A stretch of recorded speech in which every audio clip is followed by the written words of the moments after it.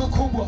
Mambo makubwa zaidi ya tuomba. Basi naomba funga macho yako mbele za Mungu. Anaweza kufanya mambo zaidi ya vile tunavyoomba. Usiogope. Ukisha mwambia Yesu, wewe ni Bwana na Mwokozi wangu, hata ukifa utaishi tena. Tulivyo hai tunaishi kwa sababu uhai wetu uko pamoja mikononi mwa Bwana Yesu. Anasema niko mlangoni nagonga, mtu akisikia sauti yangu anifungulie niingie kwake, nitampa kushinda kama vile na mimi nilivyoshinda nikakaa kwenye kiti cha enzi cha Baba yangu. Na ndivyo inavyoonekana tunavookoka, ndivyo hivyo inafanyika kama umeamini, kama umeamua. Mimi naomba tukiwa tumefunga macho yetu sasa hivi hapa, tafakari maisha yako. Yawezekana ulikuwa unachukua uokovu kama kwa utani, kama kwa mchezo, bila kuelewa kwamba huu ndio umilele wako. Huu ndio umilele wetu. Wokovu ndio umilele wetu.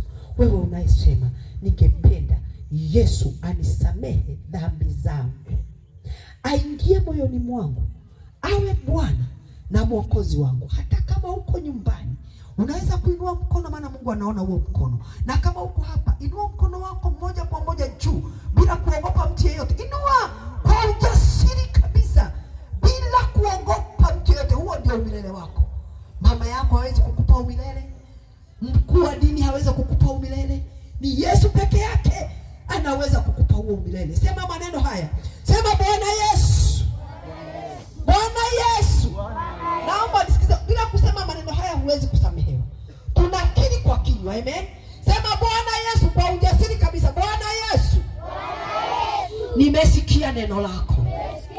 Na mimi nainua mkono nikikuomba unisamehe dhambi zangu zote.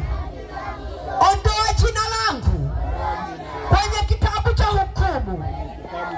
Andika jina langu kwenye kitabu cha uzima. Karibu moyoni mwangu. Uwe Bwana na Mwokozi wangu. Nifufua roho yangu. Fufua roho yangu. Ili nikiwa nimekufa niwe ninaishi, maana roho yangu inaishi.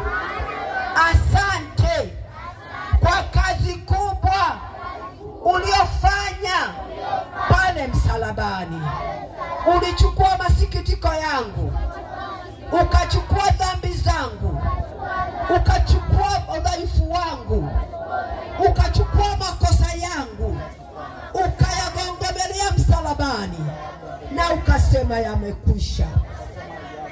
Sasa karibu moyoni mwangu, unitawale, uniongoze, unifundishe, niwe chombo chako cha kuwaleta wengine nuruni, katika jina la Baba na la Mwana na Roho Mtakatifu.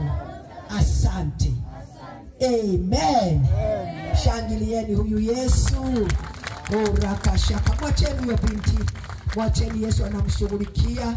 Mwacheni mshika. Wewe kaa tu nyuma yake au mpike kiti akati. Yesu anakushughulikia binti.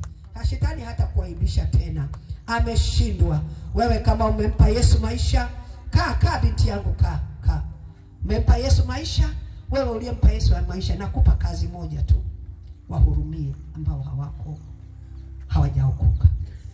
Kwa sababu ukitafakari milele na milele hutawahukumu. Kwa sababu na sisi tulikuwa kama wao. Ni neema ya Mungu. Fanya juu chini. Hakikisha hao wazazi wanaokukataza kwenda kwa Yesu waombe. Majirani usiwatukane wakikutukana.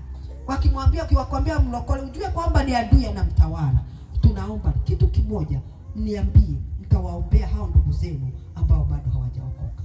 Maana ndugu yako hutataka afe kifo cha pili cha umilele na umilele. Wangapi wataniahidi wataombea ndugu zao? Inua mkono wako juu. Itakuwa ni uchungu sana huyo ndugu yako mliozaliwa tumbo moja aende motoni. Maana ndugu zetu tunatenganishwa nao kwa kifo cha mwilini, lakini kile cha rohoni asipookoka ataungua milele na milele na milele. Na mtu aliyokoka akifa, tusilie kama watu wasiokuwa na